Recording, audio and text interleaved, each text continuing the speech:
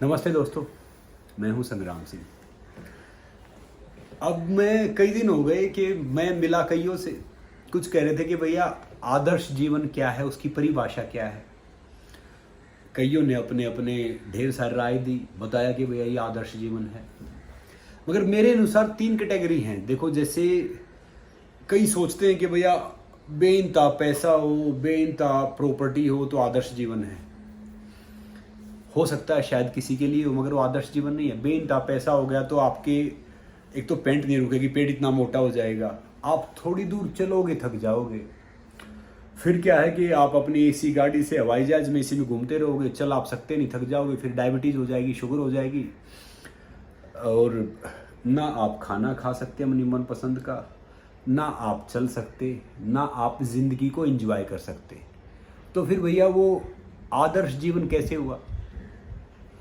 फिर दूसरी कैटेगरी में आता है कि बोले कि भैया जो नेता हैं, जो पद है, प्रतिष्ठा है, वो आदर्श जीवन है। अब खुद बताओ कि प्राइम मिनिस्टर से बड़ा कोई है नहीं। प्रधानमंत्री तो देश का सबसे बड़ा है, किसी देश में प्रेसिडेंट है, मगर वो भी कुर्सी के लिए उसको जानता है कि भैया मेरी ताकत नहीं है, ताकत इस पद की है, इस कुर्सी की है।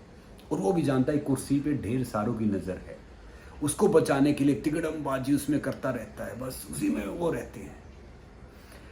तो वो आदर्श जीवन वो कहाँ है कि हर वक्त आपके माइंड में ये चलता रहे कि पता नहीं अगला इलेक्शन जीतेंगे या नहीं जीतेंगे, पता नहीं यहाँ पे ये होगा या नहीं होगा।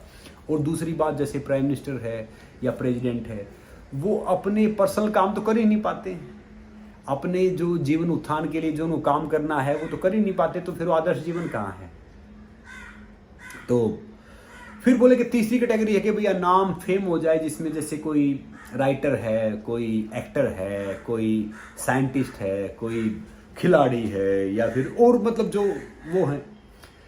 मगर कईयों का मैंने देखा कि नाम तो कमा लेते हैं, नाम कमाने के पीछे इतनी धुन हो जाती है और वो पागल भी होना पड़ता है, चाहे वो खेल हो या सब कुछ हो। मैं भी जुड़ा हूँ, छोटा सा खिलाड़ी मैं भी हूँ, या मैं भी कई फील्ड से जुड़ा हुआ हूँ, खाना बदोश हो गया हूँ आजकल, तो कभी यहाँ कभी वहाँ। तो कई मैंने राइटर देखे जो बहुत बड़े, जिनको बहुत बड़े बड़े साहित्य अवार्ड मिले हैं, मगर पता है क्या है कि वो अपने उसमें बिजी रहते हैं और वो परिवार को टाइम दे नहीं पाते, ना उनके बच्चे पढ़ पाते, ना सक्सेस हो पाते, घर में कोई पूछता नहीं। और ऐसे ढेर सारे जिन्होंने ज़िंदगी का संतुलन नहीं बनाया, वो ढेर सारे फिर पता है क्या है कि बाहर तो उनका नाम होता है, प्रतिष्ठा होती है, मगर ना तो उनके बच्चे सुनते, ना घर में चलती, फिर वो डिप्रेशन का शिकार हो जाते हैं। मैंने 100 में से ना 78-79% जिनको मैं जानता हूँ बहुतों को, वो डिप्रेशन में गुजरे हैं उस दौर से। इवन खुद देखो ना, दीपिका पादुकोण है या और ढेर सारे हैं जो इतने इनके पास पैसा है, स्टार हैं, सब कुछ, वो डिप्रेशन में है। ढेर सारे, मतलब थोड़े नहीं, ढेर सारे। तो भैया आदर्श जीवन की परिभाषा फिर बोला कि भैया आपके अनुसार क्या होनी चाहिए।